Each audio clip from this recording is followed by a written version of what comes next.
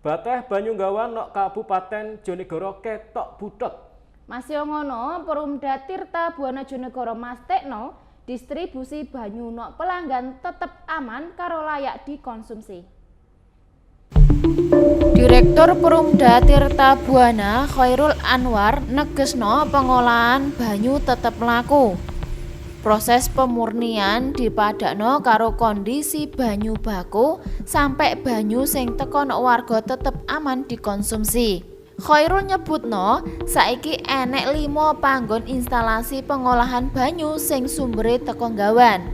Panggone ya kuwi nok Kecamatan Padangan, Purwosari, Kalitidu, Trucuk karo Kanor. Nok Padangan karo Purwosari kondisi banyu ketok luwih butek. Merga wis 2 wulan ora enek udan, tapi ijek nok njero batas aman kanggo diolah karo didistribusikno. Saurunge kondisi banyu Nggawan nok Hilir Jonegoro ketok butek ket 2 minggu kepungkur. Kondisi iki wis dilaporno nok DLH Provinsi Jawa Timur, Balai Besar Wilayah Sungai Bengawan Solo sampai Balai Penegakan Hukum KLHK kanggo ditangani luwih lanjut.